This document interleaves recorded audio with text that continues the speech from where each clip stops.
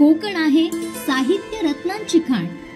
याच भूमी नदीलीत साने गुरुजी, विंदा, खांडेकर, जयवंत दळवीं सारखी अनेक रत्न.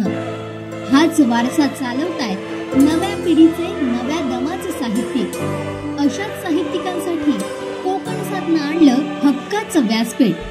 जागर कोकणच्या साहित्य रत्नांचा. कोकणचं पहिलं दैनिक कोकण साथ आणि कोकणचं नंबर 1 महा चॅनल कोकण साथ लाईव्हच्या जागर कोकणच्या साहित्य रत्नांचा या विशेष कार्यक्रमात आज आपण भेटणार आहोत बाल साहित्यिक चळवळीतील महत्त्वाचं व्यक्तिमत्व म्हणजे मनोहर परब. उपक्रमशील शिक्षक यांचबरोबर संवेदनशील लेखक, कवी अशी त्यांची वेगळी ओळख.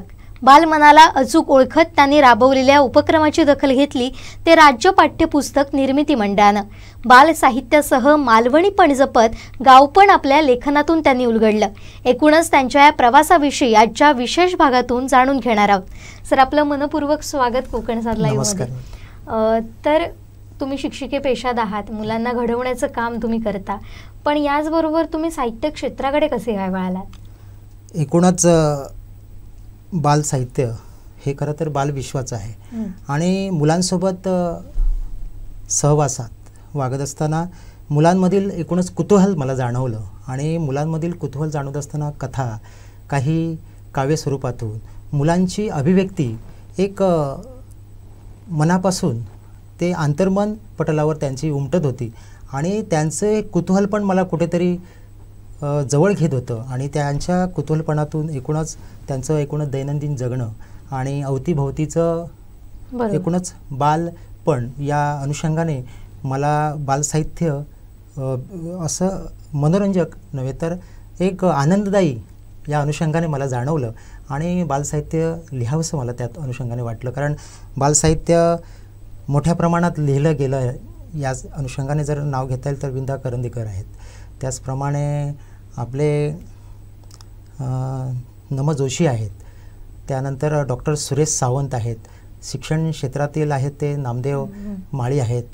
तर अशा बालसाहित्य कवीने एक बालसाहित्य मोठ्या प्रमाणात लिहिलं गेलेलं आहे आणि याचं कुठेतरी आपल्या जगण्यामध्ये त्याचा संदर्भ आपण घेणं गरजेचं आहे आणि या अनुषंगाने त्या लेखनातून मला प्रेरणा मिळालेली आहे.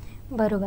म्हणजे बाल साहित्य तुम्हाला का लिहावं असं वाटलं हे तुम्ही सांगितलं. कारण हरिहर आटलेकर आहेत, त्या अनुषंगाने नाव घेता येईल मला. त्यानंतर आमचे विठ्ठल कदम मित्र आहेत, त्यानंतर कल्पना मलई आहेत.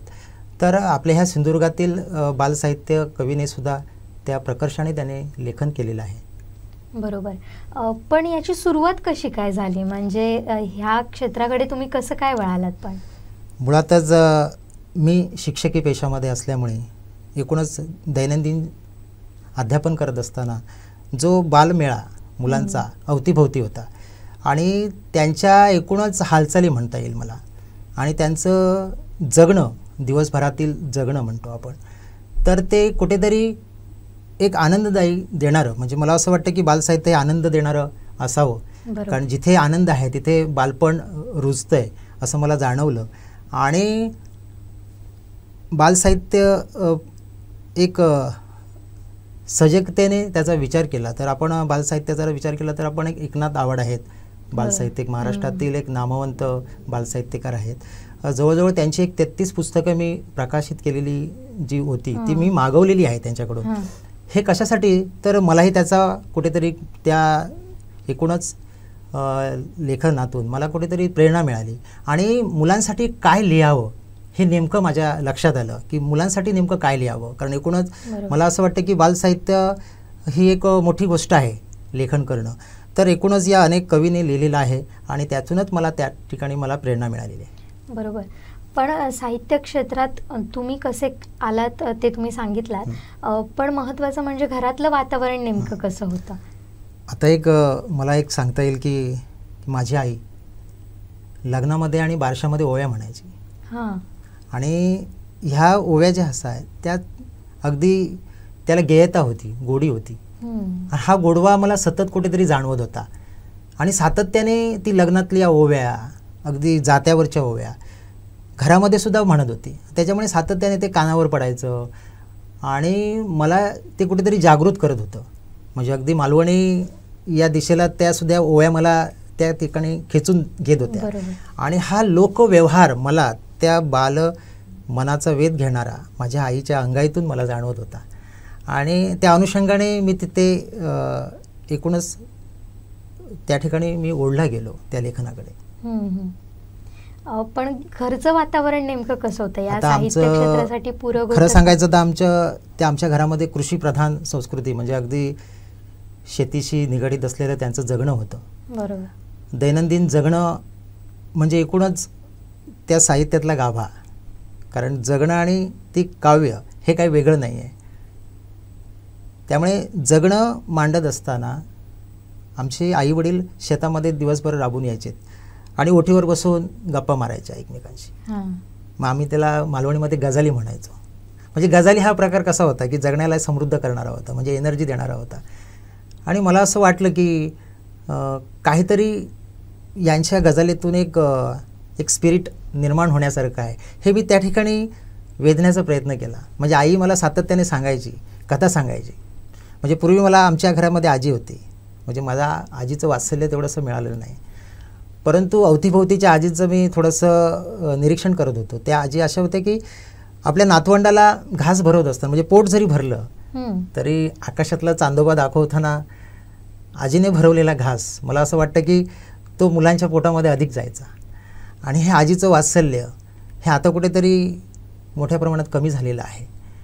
आणि हे वात्सल्य मुलांना जर मिळालं तर मला वाटतं एकूणच संस्कारमय जगणं जे आहे हे प्रत्येकाच्या घरामध्ये निर्माण होईल असं वाटतं. आता तुम्ही सांगितलंच की आईकडून या सगळ्या गोष्टी तुम्हाला येत होत्या, तुम्हाला समजत होत्या, त्यातलं वेगळे पण तुम्हाला कळत होतं आणि त्यातूनच तुमचं लिखाण समृद्ध होत गेलं. आता बाल साहित्याविषयी आपण बोलणारच आहोत, त्याची माहिती घेणारच आहोत. पण तुम्ही मालवणी लिखाणसुद्धा तेवढंच मोठ्या प्रमाणात केलं आहे. आणि हे जे तुम्ही अनुभवत होतात तेच माझ्या मते तुमच्या या मालवणी लिखाणातून उतरत होतं. म्हणजे तुमच्या लिखाणाचं वैशिष्ट्य म्हणजे गावपण असेल, गावपण दिसत होतं, गावातलं राजकारण दिसत होतं, पारापारावरच्या गप्पा त्यातून उलगडत होत्या, लोककला समजत होत्या. या एकूणच मालवणीविषयी काय सांगा? खरं तर या मालवणी संदर्भात अनेकाने लेखक कवीने संपादित केलेली काही पुस्तकं आहेत. तर प्रकर्षाने नाव घेता येईल मला. माझे मित्र नामदेव गवळी आहेत, त्यानंतर साटम आहेत, महेश केळुसकर आहेत, नाशी परब आहेत, गोविंद काजरेकर आहेत. अशा अनेक कवीने, म्हणजे विठ्ठल कदमसुद्धा त्या अनुषंगाने लिहितात. ते लिहित असताना त्याचप्रमाणे दादा मडकईकर, सर्वश्रोत आहे सर्वांसाठी ते नाव आहे. ह्या अनेक दिग्गज व्यक्तीने या मालवणीतील लोकपरंपरा आहे ती चांगल्याप्रमाणे मांडलेली आहे, लोकव्यवहार आहे. कारण मालवणीतलं जगणं हे कुठेतरी या अनुषंगाने पुढे आणण्याचा प्रयत्न केलेला आहे. खरं तर मच्छिंद्र कांबळी हे जे नाव आहे हे नाटककार म्हणून आपल्याला सगळ्यांना परिचित आहे. 7 समुद्रापार आपली ही लोकसंस्कृती आहे आणि ही मालवणी बोली ही पुढे आणण्याचं सातत्याने प्रयत्न केलेला आहे. आणि ह्याचं समृद्धीकरण एकूणच या अनेक लेखक कवीने या ठिकाणी केलेलं आहे. आणि त्याच पद्धतीने त्यांच्याच पायवाटावर पाऊल ठेवून कुठेतरी थोडंफार साहित्य त्यांची प्रेरणा घेऊन लिहिण्याचा माझा एकूणच प्रयत्न आहे. बरोबर. पण याबद्दल आपण बोलणारच आहोत. पण आता पुन्हा येऊया बालसाहित्याकडे. बालसाहित्य तुम्ही जे सुरू केलं, लिखाण सुरू केलं, ते करत असताना एक तुम्ही वेगळी कल्पना अस्तित्वात आणली आणि बालमनाचा अचूक वेध घेत तुम्ही जे मुलं लिहितात त्याचं एकत्रित संपादन करून तुम्ही ते प्रकाशित केला. ही कल्पना नेमकी कशी काय सुचली?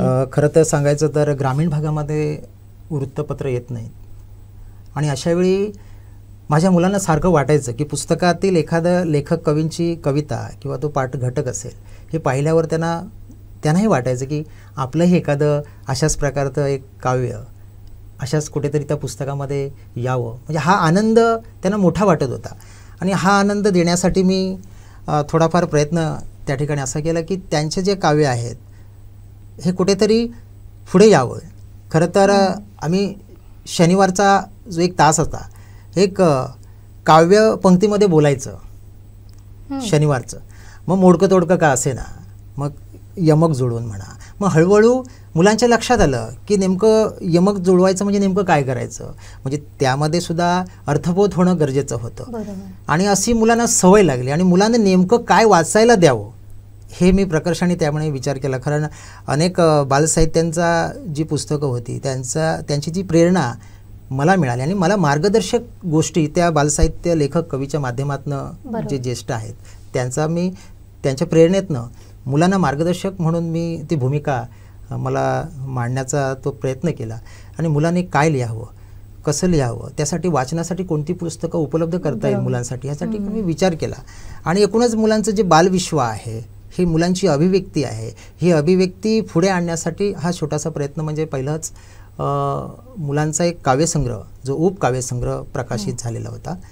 त्यानंतर उमलते भावसंवेदन आणि कोरोना लॉकडाऊन माझा जीवनानुभव अशा प्रकारे हे 3 पुस्तकं संपादित मुलांची केली. आणि त्यात मुलातून जी अभिव्यक्ती आहे ही पुढे आणण्याचा प्रयत्न हा छोटासा मी प्रयत्न केला. पण मुलांचा जो आनंद होता, त्यांच्या कुटुंबातील आईवडिलांना जो आनंद वाटला की त्यांच्या आईवडिलांना वाटलं की माझ्या मुलांचं एक कथा, एक कविता एक पुस्तक रूपामध्ये आलेली आहे. ही पुस्तक रूपात आलेली कविता त्याने आपल्या मोबाईलच्या माध्यमातून आपल्या नातेवाईकांना सांगितली, माझ्या आईला सांगितली, मावशीला सांगितली. मग हा आनंद एकूणच मला फार मोठा वाटला त्या मुलांसाठी. एकूणच अशा प्रकारे मुलांकडे या बालसाहित्याच्या अनुषंगाने मी विचार केला. पण हे करत असताना त्यावेळेचे अनुभव काय होते, म्हणजे मुलांना तुम्हाला सांगायचं आहे की तुम्हाला हे लिहायचं आहे आणि त्याचं एक पुस्तक येणार आहे, हे जेव्हा तुम्ही मुलांना सांगितलात किंवा हा जेव्हा तुम्ही उपक्रम राबवत होतात तो अनुभव काय होता त्यावेळेस? खरंच छान प्रश्न विचारलात तुम्ही. मला असं वाटतं की हा आनंद देणं, मुलांना आनंद देणं हा सगळ्यात मोठा महत्त्वाचा घटक मला जाणवला. आणि मुलांना आनंद देत असताना मलाही त्यातून फार मोठा आनंद मिळत होता. आणि आनंदासाठी जगणं व्हावं आणि एक जगायला एक कुठेतरी चांगला हा मुलांचा अनुभव मुलांच्या बाबतीत होता. आणि मुलांना असं मलाही वाटलं की अशाच प्रकारचं जर बालसाहित्य किंवा तुमची कविता जर एखादी प्रकाशित केली तर तुम्हाला काय वाटेल. तर मुलांच्या प्रतिक्रिया खूप छान येत होत्या.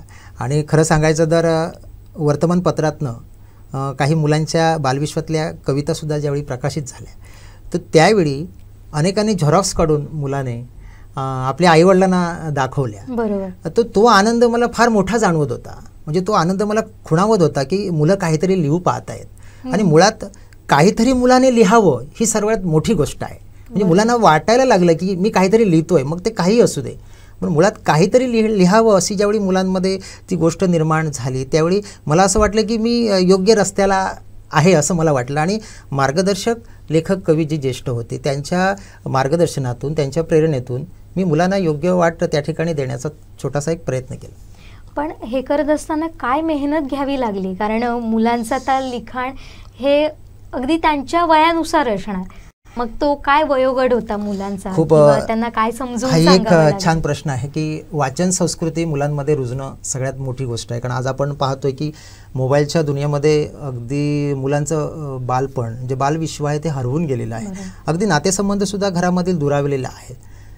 तर मला असं वाटतं की त्यांच्या आईवडिलांनी सुद्धा जी मुले टक्केवारीमध्ये मार्क्समध्ये जी पुढे आहेत ह्या मुलाने मला वाटतं की ती थोडी एनर्जी आपल्या ह्या वाचन साहित्याच्या माध्यमातून जर वाढवली तर नक्कीच कुठेतरी एक चांगलं एक संस्कृतीसाठी त्याचा उपयोग होईल. आणि सातत्याने मुलाने वाचणं हे मला जाणवत होतं, नेहमी वाटत होतं की वाचल्याशिवाय पर्याय नाही. काय वाचावं हा प्रश्न ज्यावेळी माझ्यासमोर आला की मलाही वाटलं की मुलाने नेमकं काय वाचायला द्यावं. सुरुवातीला मी सर्वच पुस्तकं मुलांसमोर ठेवत होतो, पण मुलांमध्ये नेमकं काय वाचावं हा मुलांमध्ये संभ्रम वाटला. मग त्यावेळी मी त्यांच्या वयोगटानुसार विचार केला की बाबा साधारण 3रीतलं मुलं असेल त्याला नेमकं कोणतं पुस्तक वाचायला द्यावं, 4थीतलं काय द्यावं. आणि नंतर शाळेमध्ये मी एक विद्यार्थी पुस्तक भिशी हा उपक्रम राबवला. आणि तो याच्यासाठी की मुलाने वाचावं. मग वाचावं म्हणजे नेमकं आता शाळेमध्ये पुस्तक आहेत, ग्रंथालयामध्ये वाचत नाही, अवतीभोवती अनेक पुस्तकं असतात पण वाचत नाही.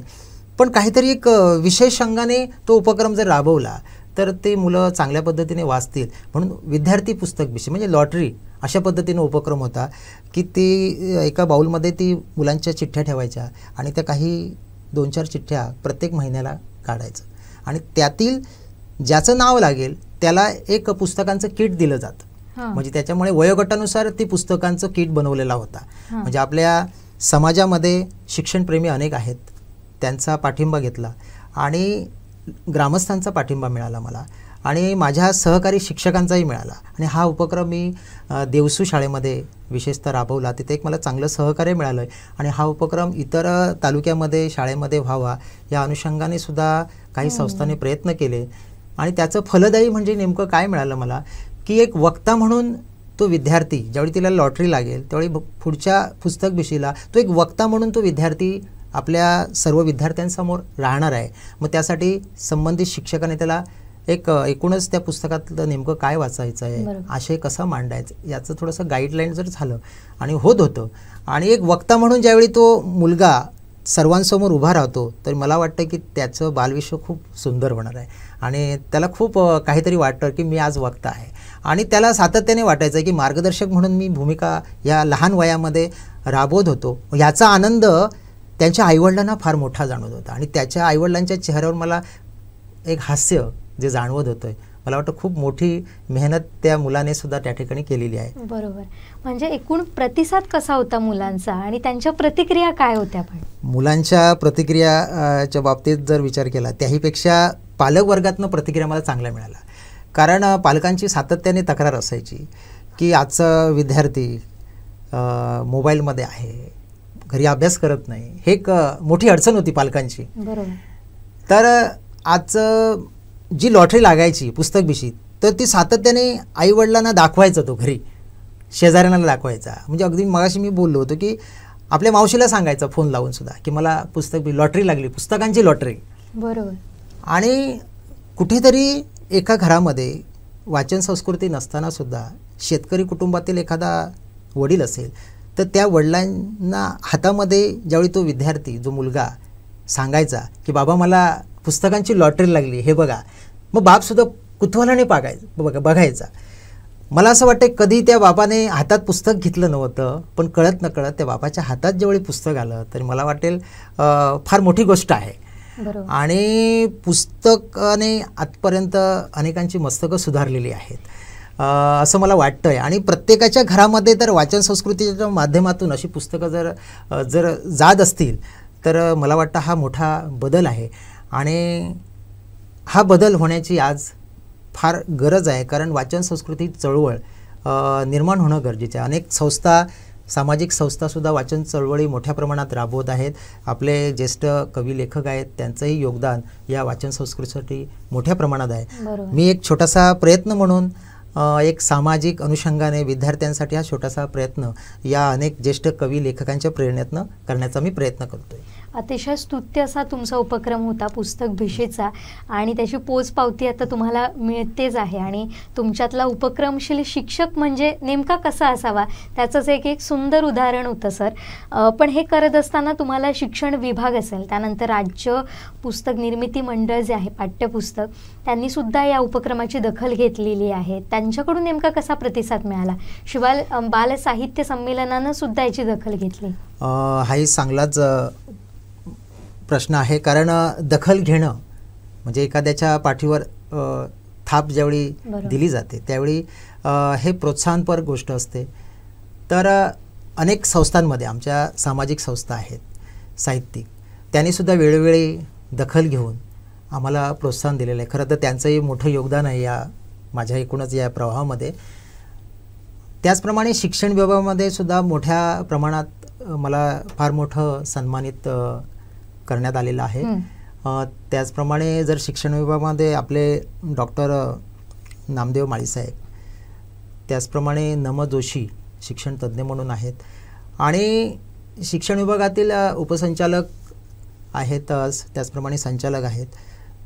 तर NCERTमध्ये सुद्धा या मुलांच्या पुस्तकांच्या या निर्मितीबाबत त्यांनीसुद्धा मला त्या ठिकाणी सन्मानित करण्यात आलेलं होतं. अगदी सांगायचं, अगदी पाठ्यपुस्तक मंडळाच्या निर्मिती मंडळावर माझी त्या ठिकाणी निवडसुद्धा करण्यात आलेली आहे. तर मी त्यांना खरंच धन्यवाद देतो आहे. कारण एकूणच या प्रभावामध्ये आपल्या समाजातील अनेक घटकांचं योगदान आहे. म्हणजे मी माझंच योगदान मी म्हणत नाही आहे, कारण मुलांच्या एकूण या संपादित करण्यात आलेल्या ह्या निर्मितीबाबत समाजातील सर्वच घटकांचं फार मोठं योगदान आहे. कारण अनेकांच्या प्रेरणा घेऊन आम्ही ती वाट शोधण्याचा प्रयत्न करण्यात आला. बरोबर. आता तुमची या मंडळावर नियुक्तीसुद्धा झालेली आहे, पण जेव्हा तुमच्याकडे पद येतं एखादं, मग अर्थात तुमच्यावर जबाबदारी येते ती आणखीन मोठं काम करण्याची, त्या जबाबदारीला धरून पुढे जाण्याची. मग सिंधुदुर्गात आणखीन या माध्यमातून काय वेगळे उपक्रम तुमच्याकडून राबवले जाणार आहेत किंवा आत्ता यासाठी काय काम सुरू आहे नेमकं? मला असं वाटतं की एकूणच आपली ही बोलीभाषा आहे, ही बोलीभाषा समृद्ध करणं हे आपलं काम आहे. कारण अनेक भाषा समृद्ध करण्याचा आपल्या बोलीभाषेचा सहसंबंध अनेकाने घेतलेला आहे आणि आजही या बोलीभाषेने अनेकांना मोठं केलेलं आहे. तर आपल्या या समाजामध्ये कारण चालीरीती रूढी परंपरा ह्या पुढे नेण्याच्या अनुषंगाने आजच्या या एकूणच वाटचालीमध्ये मुलांना त्या पाऊल खुणावत आहेत आणि त्याला योग्य मार्गदर्शन मिळणं आज या प्राथमिक शाळेतील जे विद्यार्थी आहेत आमचे, त्यांना कुठेतरी ते मार्गदर्शन मिळण्याची अत्यंत गरज आहे. आणि अशा प्रकारचं साहित्य म्हणजे जे बालसाहित्य आहे, हे बालसाहित्य सर्व बाजूने सर्वसमावेशक असावं, म्हणजे त्या निर्मिती मंडळाने सुद्धा त्या ठिकाणी योग्य कुठेतरी योगदान दिलं जाईल असं मला वाटतं. बरोबर. पण असेच अनेक बालसाहित्यसुद्धा सावंतवाडीत झालेलं होतं, म्हणजे बालसाहित्य संमेलनसुद्धा काही वर्षापूर्वी झालेलं होतं. मग आता असे उपक्रम व्हावेत असं वाटतं? खरंच त्यासाठी काय करावं? मोठी गोष्ट आहे, कारण बालसाहित्य आज मोठ्या प्रमाणात अनेक लेखक कवीने पुढे आणलेलं आहे अनेक संस्थांच्या माध्यमातून.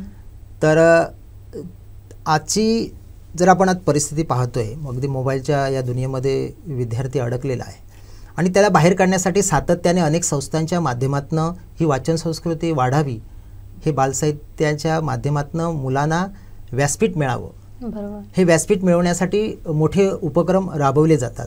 आता आमच्या शाळेमध्ये सुद्धा तशा प्रकारचे उपक्रम आहेत. मला विठ्ठल कदम यांचं विशेष मी नाव घेईन. त्यांच्या शाळेमध्ये एक असं बालसाहित्यासाठी एक संमेलनसुद्धा आयोजित करण्यात आलेलं होतं. त्याचप्रमाणे आपल्या शिक्षण विभागाच्या माध्यमातून अशा प्रकारचं बालसाहित्य संमेलन किंवा अनेक संस्थांमधनं बालसाहित्य संमेलनं आयोजित केली जातात. हे एक समाधानाची बाब आहे असं मला म्हणायला हरकत नाही. कुठेतरी एक शुभ संकेत आपल्या या एकूणच चळवळीमध्ये मिळतो आहे असं मला जाणवतंय. पण सध्याची सिंधुदुर्गची बाल साहित्य चळवळ असेल किंवा एकूणच साहित्य संमेलन असेल, काय परिस्थिती जाणवते, याविषयीची तुमची काय निरीक्षण आहे? खरं तर बालसाहित्य हे समृद्ध करणं ही जबाबदारी आहे, ही मोठी जबाबदारी आहे. ग्रंथालय जी आपल्या सामाजिक अनेक संस्थांमध्ये आहेत, तर विशेषतः ही प्रौढांसाठी काम करताना जाणवत आहेत. खरं तर मला असं वाटतं की मुलांसाठी बालसाहित्य निर्मिती जी साहित्य आहे ही संपदा आहे मोठ्या प्रमाणात, परंतु विशेषतः त्या मुलांसाठी एक विशेष कार्यक्रम घेऊन अशा प्रकारचं बालसाहित्य समृद्धी करण्यासाठी मुलांना एखादं व्यासपीठ मिळवून देण्यासाठी काहीतरी या ग्रंथालयाच्या माध्यमातून जे उपक्रम आहेत, हे उपक्रम होण्याची गरज आहे असं मला एकूणच जाणवतं. बरोबर. पण सर, आज आपल्यासमोर अनेक आव्हानं पण आहेत अर्थातच. कारण पालकांचं कसं झालं आहे, एकीकडे रेस मोठी आहे, धावपळीचं युग आहे आणि स्पर्धात्मक युग असल्यामुळे अर्थात आपल्याला नंबर पटकवायचा आहे, त्यानंतर ॲडमिशनसाठी तर मार्क्स हवेत. हे करत असताना दिवसच एवढा त्यांचा धावपळीत जातो मुलांचा की फक्त जी पाठ्यपुस्तकं असतात तेवढंच वाचन होतं.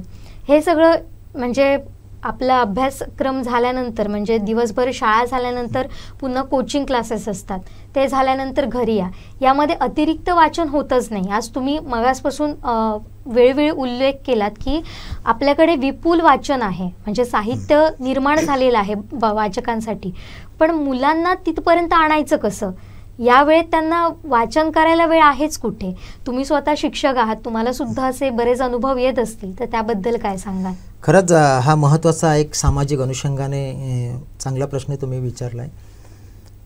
खरं तर अशा या वातावरणामध्ये मुलांमध्ये दडपण आलेलं आहे. म्हणजे मोकळेपणा मुलांमध्ये जाणवत नाही आहे. मुलं बोलू पाहत नाही आहे. म्हणजे मला असं वाटतं की एक समस्या निर्माण झालेली आहे. संवाद कमी झालेला आहे. मुलं बोलू पाहत नाही आहेत.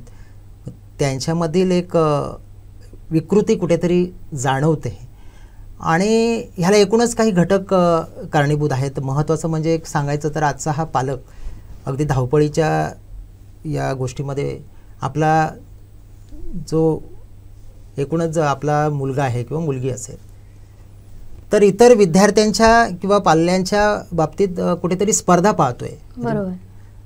तर एकूणच त्या मुलांमधील ज्या क्षमता आहेत, जी कौशल्य आहे, त्याचा विकसित विचार करून आपला जे पाल्य आहे तर त्या अनुषंगाने त्याला पुढे आणण्यासाठी एकूणच त्याची बौद्धिक क्षमता आहे, या क्षमतेचा विचार करून त्याच्यामध्ये कोणती उपजत कौशल्य आहेत याचा विचार करणं फार गरजेचं आहे.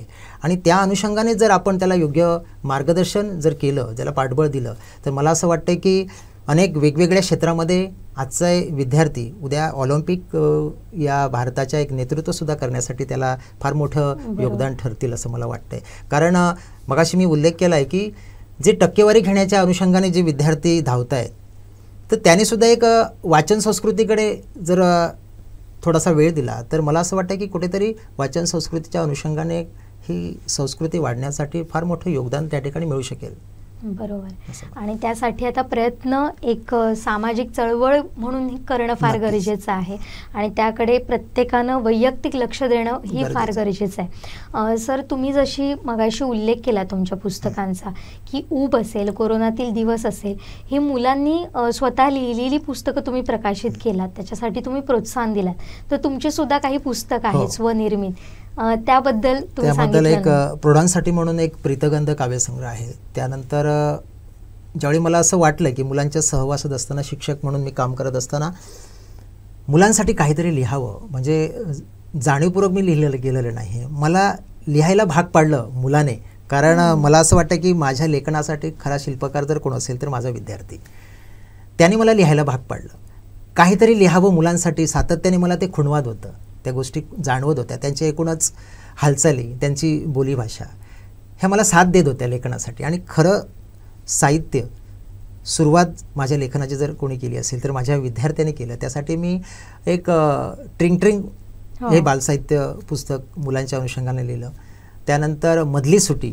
आता मधली सुटी हे टायटल त्या एकूणच पुस्तकासाठी दिलं की मधली सुटी आवडती गोष्ट आहे विद्यार्थ्यांसाठी.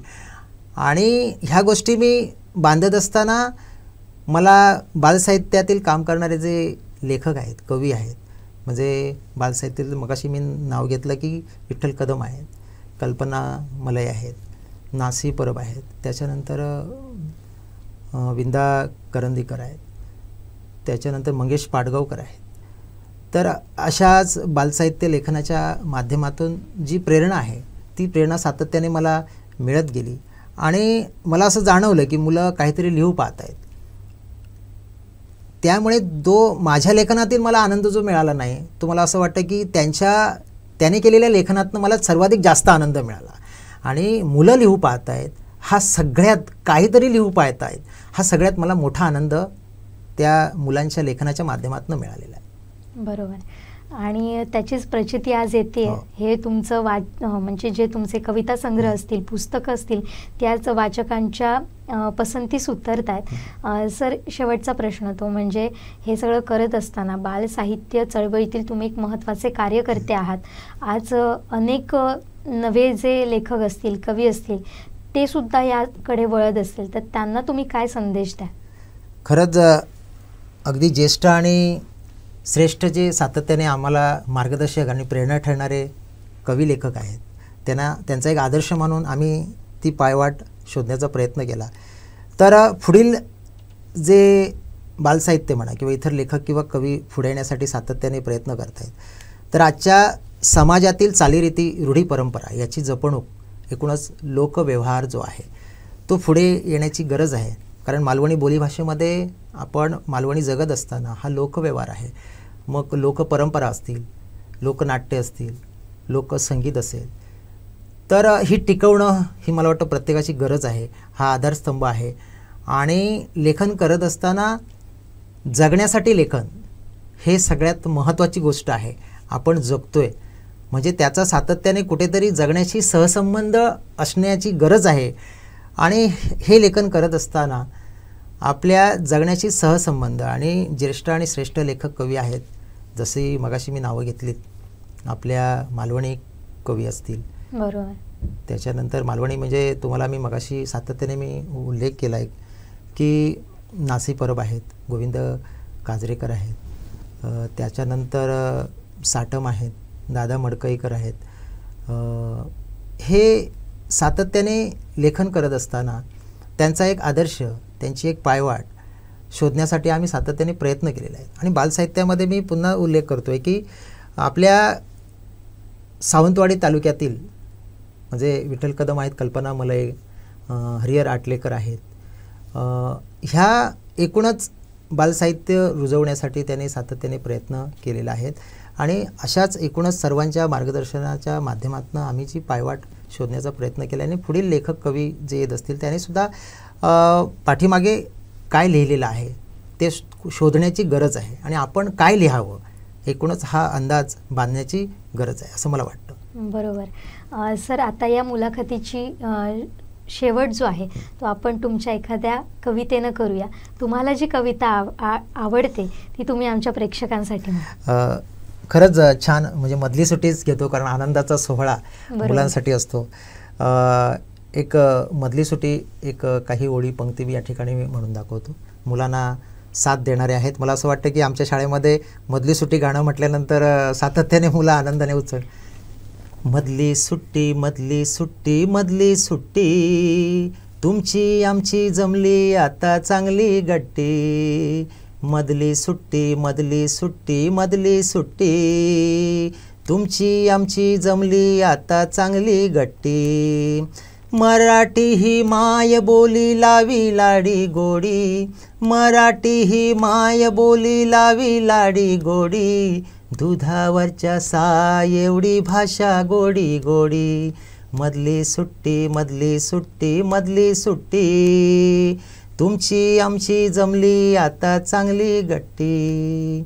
गणिताची आकडेमोड बेरीज वजा बाकी, गणिताची आकडेमोड बेरीज वजा बाकी. बोटे वाकडी करून करून भरली खडू पाटी. मधली सुट्टी, मधली सुट्टी, मधली सुट्टी, तुमची आमची जमली आता चांगली गट्टी. इतिहासात सुरू शिकविला धडा, इतिहासात सुरू शिकविला धडा. जिजाईचा पुत्र शुभा यांच्यासारखे घडा, जिजाईचा पुत्र शुभा यांच्यासारखे घडा. मधली सुट्टी, मधली सुट्टी, मधली सुट्टी, तुमची आमची जमली आता चांगली गट्टी.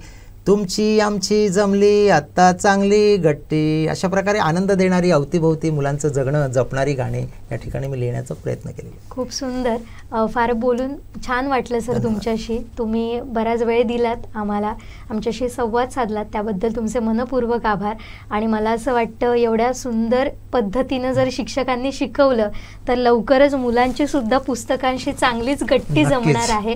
आणि हे तुम्ही जे प्रयत्न करताय तर तुमच्या प्रयत्नांना असंच बळ मिळू देत, अनेकांचे हात त्याच्याशी जोडू देत आणि तुमचा जो पुस्तक भिशी हा सुद्धा उपक्रम आहे तो असाच पुढे पुढे जाऊ देत. आणि असे उपक्रम मला असं वाटतं जर प्रत्येक शाळेत राबवले गेले तर तो वाचन संस्कृती जोपासण्यासाठी महत्त्वाचा भाग ठरणार आहे. तर त्यासाठी आणि पुढील वाटचालीसाठी तुम्हाला खूप खूप शुभेच्छा. तर हे होते उपक्रमशील शिक्षक आणि त्याचबरोबर संवेदनशील कवी आणि लेखक मनोहर परब सर.